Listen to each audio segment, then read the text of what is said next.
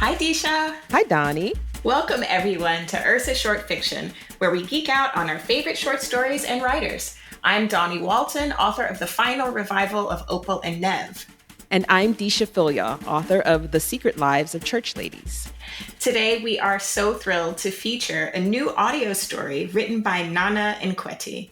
The story is called Dance the Fiya Dance, and it's featured in her debut collection, Walking on Cowrie Shells, published in 2021 by Grey Wolf Press. Deesha, what can we tell our listeners about this story without giving too much away? Well, let's see. In this juicy story, it is so juicy. It's so juicy. We meet the newly single Halfrican Chambu, and she is half Black American, half Cameroonian. And Chambu is open to, shall we say, new possibilities in love and life. I think that's the most I could say without saying too much. Yeah. And for me, this story is so emblematic of Nana's writing. It's so rich. It gives me all kinds of moods and even genres. A little romantic comedy, and there's some serious stuff in there too. But amid the serious subject matter, there's this playfulness and this humor that speaks to the spirit of Nana's characters. And I root for the narrator of this one through every moment, whether she's navigating haters at this baby shower she goes to, right, or pouring secrets into her diary, or, as you say, opening herself to the possibility of new love. You'll hear more from Nana Nkweti herself when we interview her next week. So without further ado, here is Dance the Fiya Dance by Nana Nkweti. This is Ursa, a new destination for short fiction from some of today's most thrilling writers. We're proud to present Dance the Fiya Dance, a short story by Nana Nkweti, performed by Eni Agwe. This story was featured in Nkweti's 2021 collection, Walking on Cowrie Shells, published by Grey Wolf Press. You can read along with this story by going to ursastory.com/dance. This story is presented with limited commercial interruption thanks to the readers and listeners who support Ursa. Become an Ursa member today by subscribing in Apple Podcasts or by going to ursastory.com/join. You'll get exclusive episodes that you can listen to right in your favorite podcast app.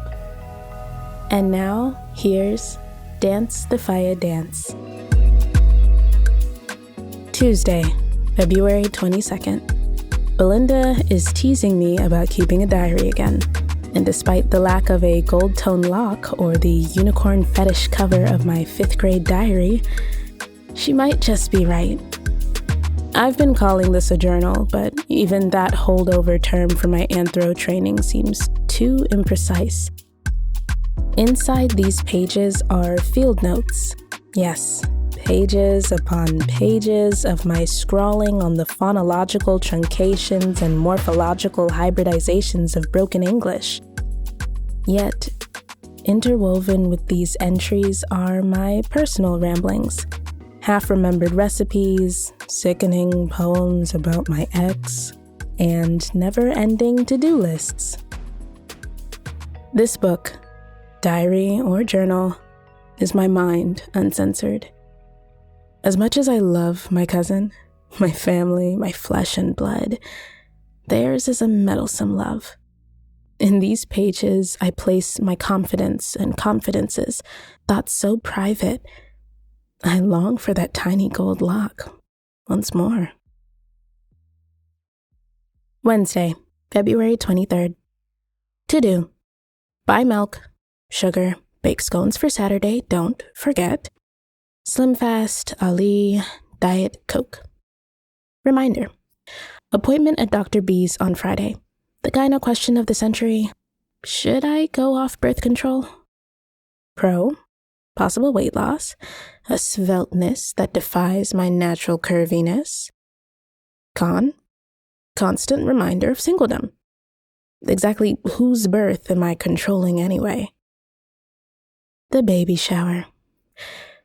I walk into a room of double-chin smiles and belly laughs.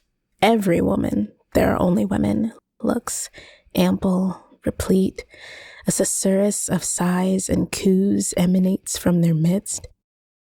I move closer to investigate. The source? Perpetual, the mother-to-be, happily ensconced in a ribbon-decked place of honor, a ravaged gift box balanced on the rotunda of her tummy. Strewn at her feet, gutted boxes once fatty with baby Bjorns, day rompers, night rompers, and diaper genies. Pepe, I don't reach, announces my cousin Belinda. I note the collective eye roll from the women gathered. Belinda's tardiness is legend, even in a social set where 4 o'clock weddings often start at 7. Che, Belinda, you did talk say you don't reach. You for come and baby don't already born, oh. Jokes one older auntie, adjusting the auburn jerry curl wig capsized on her head. There is a chorus of laughter, perpetual, already cultivating an air of maternal stoicism, grants Belinda a beatific smile. Belinda bends to hug her friend, then places our present on the pile of unopened gifts under the watchful eye of Helena, who is dutifully gathering up shredded wrapping and tissue paper in frenzied colors like fuchsia and magenta. My stomach is growling, yet I fight the urge to nibble my store-bought scones. Instead, I place them gingerly on a table so heavy-laden with food, its spindly wooden legs are wobbling, knock-kneed. There is fufu, ndole, granite stew, jollof rice, plantains, cocky corn, cocky beans, achu, gari, and at least 3 kinds of chicken, stewed, roasted, and a tough bushfowl fried to the consistency of a fist. My salad days are over. For 3 weeks, my simple move from New York to Washington, D.C. has been complicated by wiring issues in my new apartment. I'm staying with Belinda, captive to her many comings and goings. As a doyen of the metro area Cameroonian community, my cousin's social calendar is lousy with cry-dies, bon houses, knock doors, and their pale American cousins, the funeral, baby shower, and engagement party. With so much on our plate, as it were, I feel weighed down. I need room, a space to write research in peace, and sometimes, only sometimes, cry out at the ache that was my ex's parting gift to me a year ago. Stephen had wanted me in that ribbon hot seat, but I'd balked. Chosen a fellowship in Johannesburg over nappies and onesies. On a nearby couch, a platoon of women swap maternity war stories. One lifts her blush pink silk blouse to reveal a jagged C-section battle scar. Another speaks of a 3rd miscarriage, followed by the triumphant delivery of 6 children. Tumbling out are tales of bowel movements on the labor bed, ectopic pregnancies, and attacks of preeclampsia. Calabat chalk quells prenatal nausea, but can also enlever un bébé. Did you know? They are veterans with stretch-mark badges of honor to prove it. I listen to them, rub my empty belly, and find I am nibbling on a scone in spite of myself. Damn. I don't reach, says a new voice. A particularly pulpy woman strides into the room. There are no eye rolls this time. I watch her flit about, arresting, then resuscitating chatter in her wake. She is all smiles, all dimpled cheeks and dimpled arms jutting from a tight tank top bedazzled with one word: diva. She is everywhere. She's in front of me now. Or rather in front of the food table, where I hover like some wraith. I do feel somewhat incarnate, hollowed by hunger. Chop done ready. She rubs her stomach, eyeing the table, then me, its unofficial guardian. Hey, my belly dey bite. You know he has it dey grumble. Well, they haven't officially opened the table. I rub my own stomach in pang-filled sympathy. But you can have one of these. She eyes the proffered plate of scones, or perhaps my use of grammar, standard English, suspiciously. You be na Belinda, your cousin. Then switching to English. Chambu, right? Yes, I'm Chambu, Genevieve Chambu Johnson from New York. The language professor. Sort of. Not quite. I'm a linguistic anthropologist. I hurry forward at her blank stare. I study the relationship between languages and culture. Belinda say you study pidgin, but you don't know how to speak. I do. My pronunciation is just kind of slow. Very old, mummy. I smirk at my own joke. She smiles. It is not a nice smile. I think of the gray-haired mamas I had spent my summers with in the village, mumbling our dialect and pidgin to me as they chewed kola nut, their tongues heavy with its bitter juices, with their bitter tales of feckless husbands, of jealous co-wives, of babies forfeit. But you grew up in Cameroon, no be so? Yes, but I'm Halfrican. My dad's American, Brooklyn, born and raised.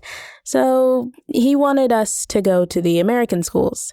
No Pidgin 101 classes there. More like people asking me, did I speak African? Enakata. She says the last word with emphasis, like my father's African-American otherness explained any and all alleged shortcomings. I find myself wanting to champion my dad, a man who'd so wholeheartedly embrace his wife's homeland as his own that our village had given him the honorary title Nwafo. But I don't. Instead, I turn away and find myself absently nibbling my scone again. Damn. Across the room, Belinda stands in the gaggle of acolytes that always seems to spring up around her at these affairs. I feel the weight of this woman's gaze on the side of my cheek, my bare shoulder, scanning me to the bone. I turn to face her. There is a knowing half-smile hooked crookedly on her lips. I've seen that look before in all its presumptuous incarnations. She's figured me out, got my number like some scratch-off lotto ticket, laid bare by a grubby coin rub, pennies for my thoughts. I put the scone down, my chin up. What's your name again? Catherine Etuge. Well, Catherine, I'm an Akata. I say the last word with emphasis, scone crumbs flying from my gesturing hand. My two sisters and my brother are Akatas. My voice and color are rising. And you're living in a city full of Akatas, making good money and a good living because Akatas died and fought for all black folks' rights to... Chambu, Kata, you two have met, says a cheery Belinda. Her handmaiden, the normally dour Helena, is in tow, eyes gleaming. Chambu, Catherine is Philip Nyami's sister. Belinda is eyeing us both now. Me, flushed of face. Catherine, slitty-eyed, mouth agape, gulping in air like a new brand of toddler. Tantrum pending. Philip Nyami? Oh. That explains Helena's gleam, Belinda's cheer. A man. My cousin fancies herself a matchmaker.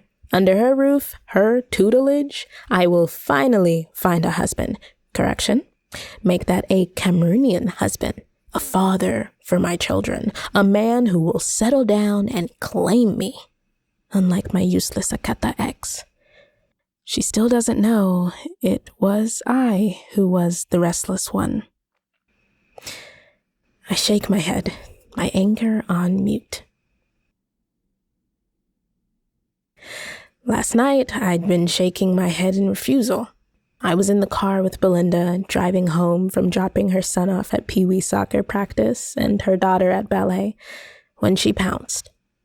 She caught me unaware, distracted by my meditations on the radio dial, by the rare opportunity to control the music selection.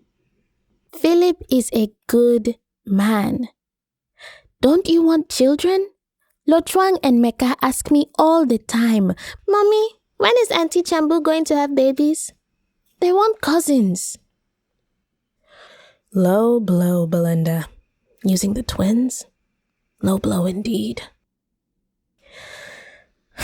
The answer is still no, B, I'd said, exhaling a deep breath. No more blind dates, no more setups, no more tagging my photos on Facebook for random suitors back home. You and that Facebook, how many months did it take you to remove Steven's photos from your page? And why does your status still say in a relationship? Because I am in a relationship, I declared, with myself. Best one of my life. Belinda shook her head.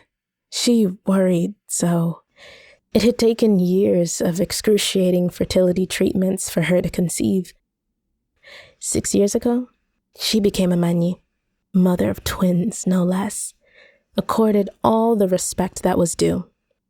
To her, my half-akata status, coupled with a New Yorker's natural independence of spirit, had conspired to support a pernicious state of spinsterhood. Never mind, I was only 29. Most worryingly, I was childless, an artificial barrenness that, in her view, threatened to be never-ending. But Chambu, why can't I find a decent radio station down here? I jabbed at random preset buttons and happened upon a show promo for some comedian coom disc jockey who'd written a book on how to find a good man in response to the supposed dearth of eligible brothers.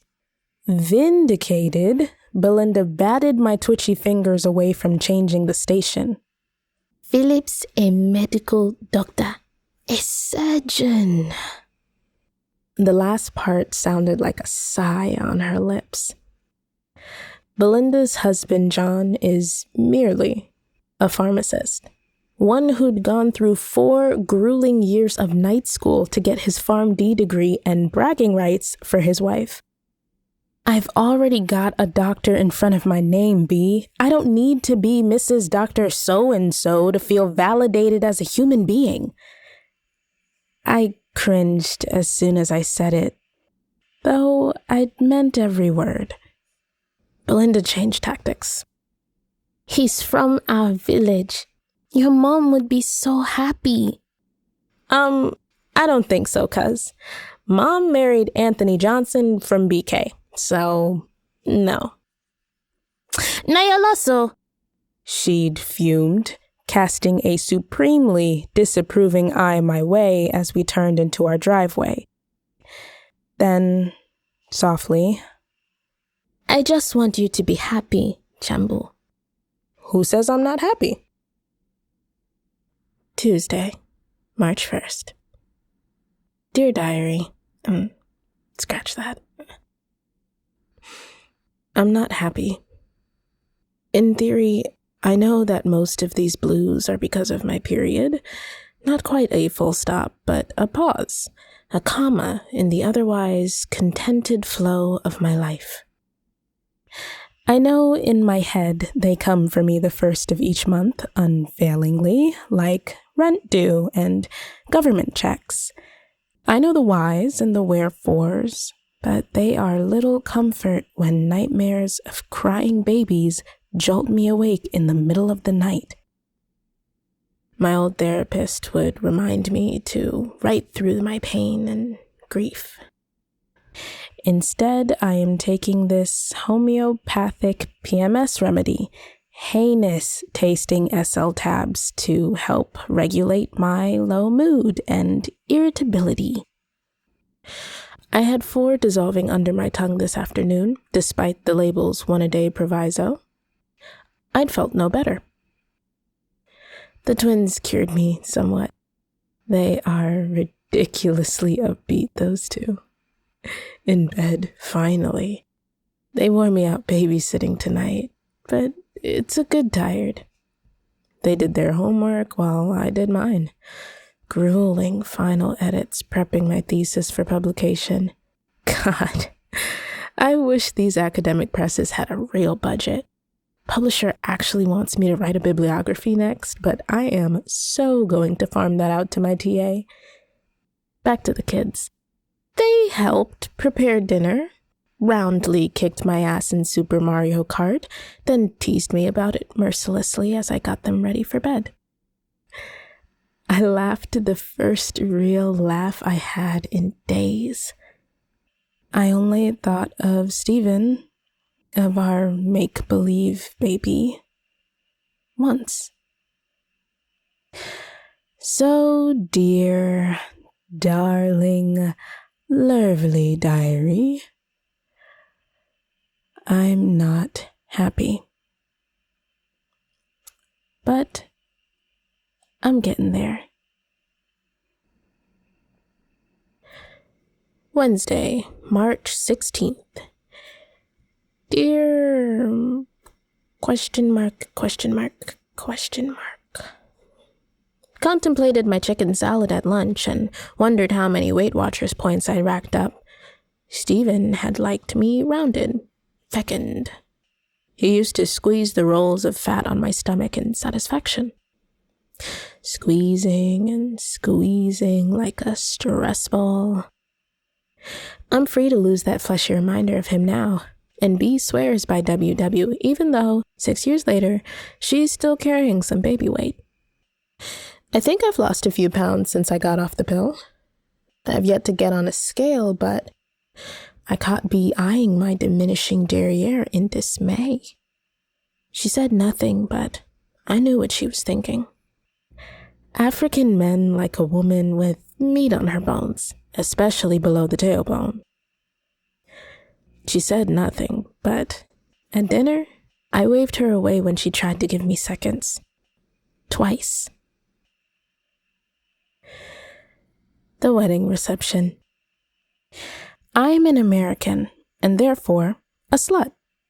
This universal truth is the basis, in part, of the rumors being spread about me by Catherine and her cabal.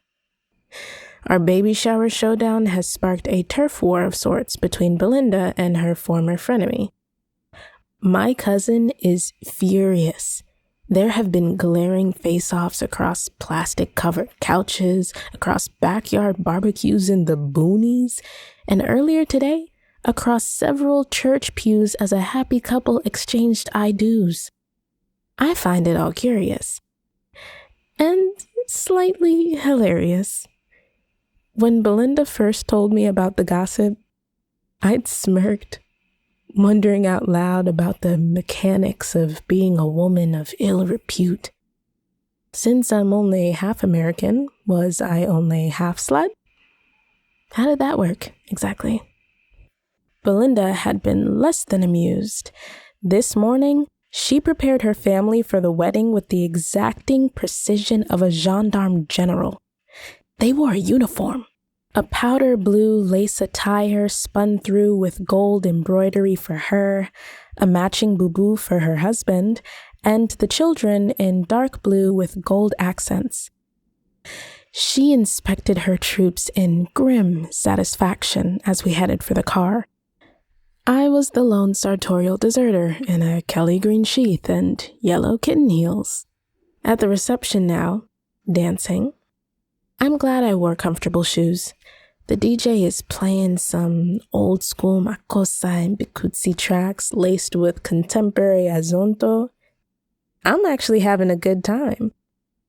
The uncles who tended to drone on at the mic had miraculously kept their speeches short. There were no snide whispered asides about the bride's recent job loss or the groom's premarital philandering. Even the wedding proper had been nice. I sat through the exchange of vows and felt a sense of reprieve. I can safely attend them now without thinking of Stephen and his future wife, the one who'll oh so obligingly get pregnant and goose step with him down the aisle. An hour later, people are still milling into the hall. Down here, it's all about the reception. Wedding ceremony optional. I'm back at our table, sipping a glass of Merlot, chatting with Belinda and another table mate, when I see Catherine Etugebe walk in. For a moment, I watch her, unobserved, then take the measure of the man beside her. He is striking. And I am not a woman who is easily struck. Is that Catherine's husband? No. I remember Belinda told me with savage glee that Catherine was a wife in name only. Not divorced, yet abandoned by her husband for some young Akata girl. I had held back a chuckle at that. Oh, we Akata women. Homewreckers and slatterns, the lot of us. That is Philip Nyami, says Belinda, catching the direction of my gaze. His eyes meet mine and linger. His sister notices where he's looking, her mouth an angry slash as she whispers into his ear and pulls him away. He looks back at me once. Then again, my face feels flushed. My hand, when I lift up my wine glass, trembles slightly. Are you all right? Are you ill? Do you want some aspirin? Bee's accent gets thicker when she worries. Aspirin, in any intonation, is a catch-all code for the mini pharmacy of analgesics, antipyretics, and NSAIDs in her voluminous handbag. I give her a weak smile and she pats my hand. Don't let Kata upset you. She's nodding. I'm fine. Just fine. Then turning to our table mate. Uncle, what were you saying about tax annuities again? For the next 30 minutes, I listened to the intricacies of the tax code absent-mindedly before Belinda excuses us to escape to the ladies' room. Except for my flush, there is a blessed silence within the cloister of these porcelain walls. Belinda is touching up her war paint in the mirror when Catherine Etugebe marches in with one of her brigade. How na, Mani? Catherine says the last word with emphasis, a sneering salute. The latest volley in her campaign of intimidation, telling all and sundry that Belinda is a fake Mani, pumped up on drugs to produce a multiple birth a la Octomom. She been a one for talk, Belinda had said. All her own babies, they for inside toilet. How na? Small, Belinda retorts, her last words recalling the other woman's former junior status as her little sister at the elite girls' boarding school they both attended back in Cameroon.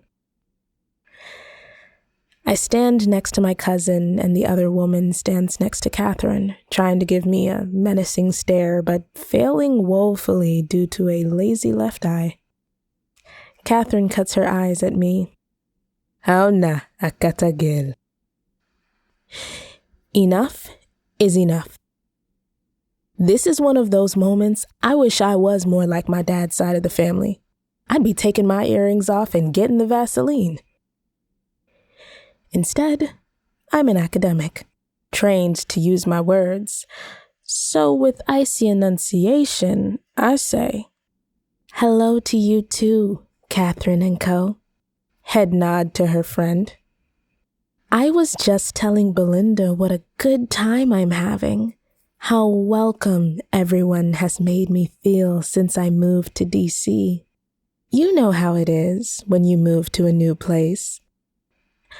Some people can be so cliquish and insecure, so juvenile. I smile. It is not a nice smile. Akata, no try me. Oh. You won't begin look at my brother. Belinda huffs. Kata, no try me. You know no say shoulder no the ever pass head? Belinda shouts. Who be you? You think say you better pass all man cause your papa na big short minister for Cameroon, big compound, big motor, so what? We did we for America. For America. Kata etugebe na secretary. Chambu, we dey go we.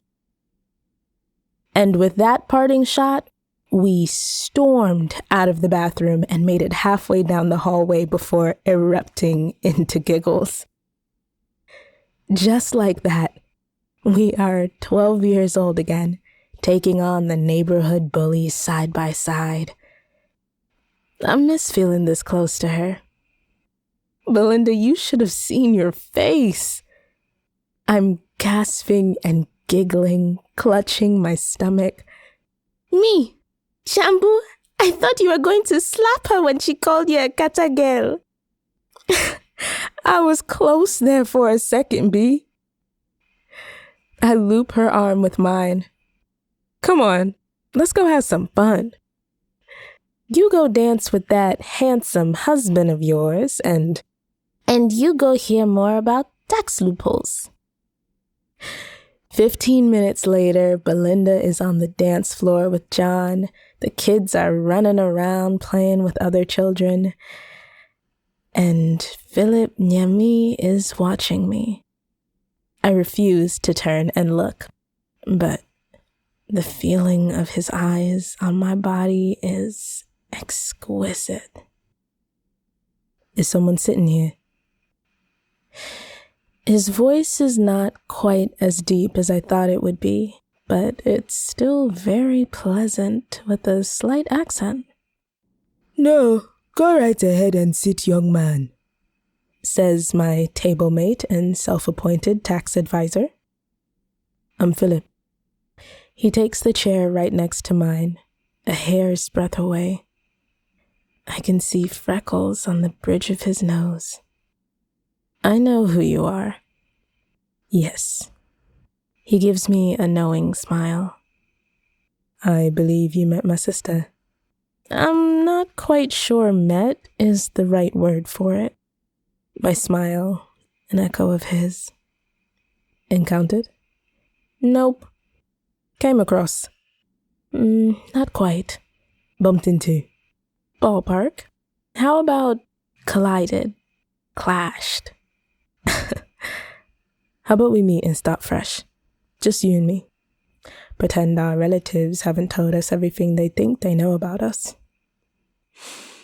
He leans into me, takes my hand. Hello. I'm Philip. I'm Genevieve. Pleased to meet you, love. Heard through the grapevine that you're new in town. British. Huh? Your accent. I've been trying to place it. Nice one. I grew up in Brixton. Oh, are you just here for the wedding? Is that disappointment in my voice? Weird. No. I'm in finance. My company just transferred me here from a London office. London. I've always wanted to go. But I've been on a ramen noodles budget the past few years with grad school and all. Grad school? Anthropology. I'm an anthropologist. You must really enjoy this then. He sweeps his hand to encompass the circle of dancers forming on the floor as the DJ switches to a ceremonial bottle dance. Come on. Let's soak up the musical traditions of the grasslands peoples of Cameroon. The last bit cheekily delivered in a Herzog documentary drawl. I'm not that kind of anthropologist, I say archly, even as I allow him to take my hand and lead me to the dance floor. 5 songs later, we are still on the floor. There's a drop of sweat rolling down my chest in time with the thump, thump, thump of a reggae beat. I feel the weight of several stares on us, and I don't care.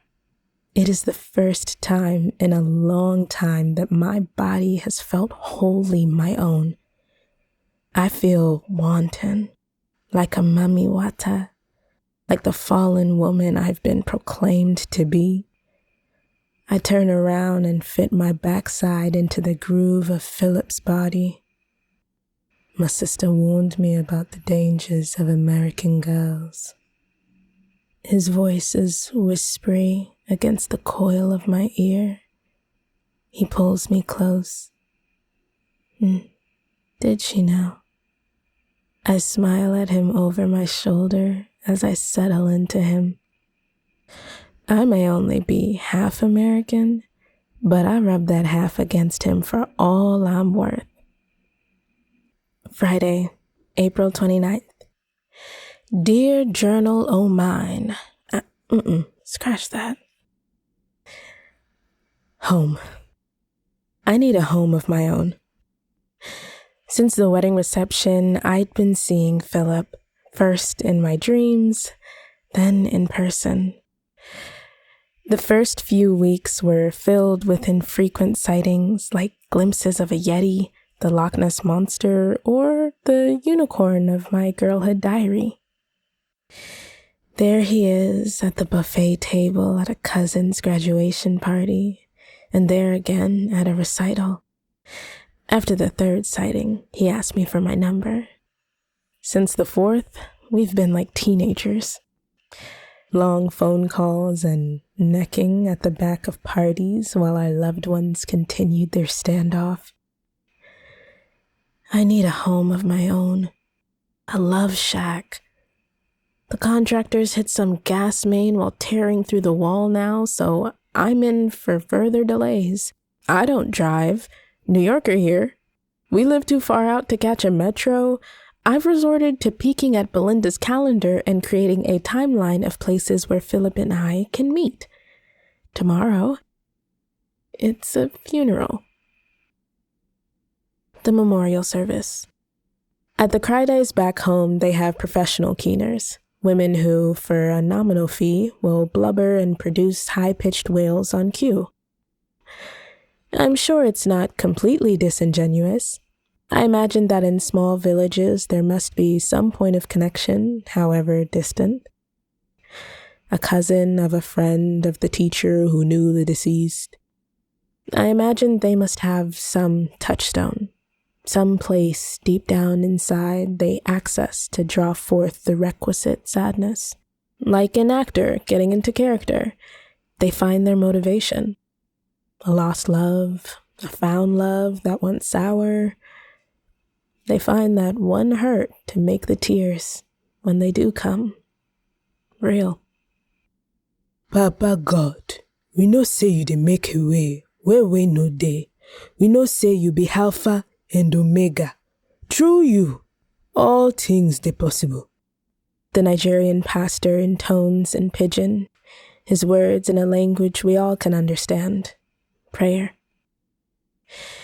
Mr. Elias von Track's memorial service is a small one. It turns out his family had paid the exorbitant price to ship their loved one's body to be buried on his native soil. At age 72, Mr. von Track made the same trip back home he had every other year in life. On this last and final journey, he traveled in the plane's cargo hold instead of an economy-class window seat. Belinda tells me he was laid to rest in the village with all the attendant rites and rituals for funerals. The delegations of mourners from various tribal constituencies, drumming, dancing, and blowing of horns, plenty chop, plenty mimbo, libations of palm wine, Guinness, Heineken, and 33 export. Yet despite the pomp and circumstance, all the public fanfare, I find funerals back home intimate. Mr. von Track's family had the chance to wash his body, to dress him in his favorite suit themselves. to lay him out in a coffin in their own parlor. They had the chance to really say goodbye, a chance to mourn, a chance I never had with my own baby when she died. Papa God, he be talk say, ashes to ashes, dust to dust.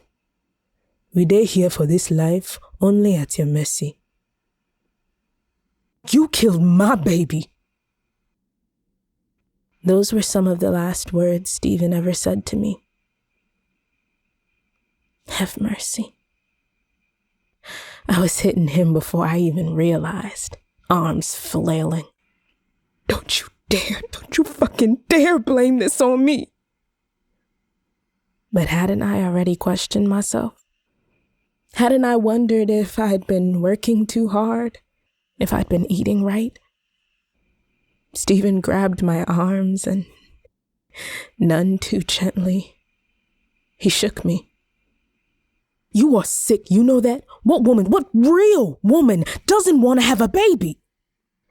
This Negro. Throwing that in my face then? In our early days, I'd made the mistake of telling Stephen that sometimes I was terrified of pregnancy, of growing huge and immobile, beached by my own body. I craved movement and momentum in my life. He had teased me then, held me, joked about saving money to travel to Gujarat like we'd read about in the Times, a place where entire villages of Indian women were renting their wombs. It was all a joke, till I got my fellowship. It's only a year, I told him. A lot can happen in a year. I don't want us to fall apart, he replied. There were tears from me, lots of angst from him. Then suddenly everything was fine. He was his cheery, optimistic self again. And me, I was getting plump. I didn't think anything of it at first. I was on the pill. My weight always fluctuated. I always ate when I was stressed. I was tired a lot, but assumed it was just the pressure of getting ready to travel, finishing my thesis, the relationship. I assumed a lot, till a thin blue line told me otherwise. Stephen, I'm pregnant, I blurted out at dinner one night.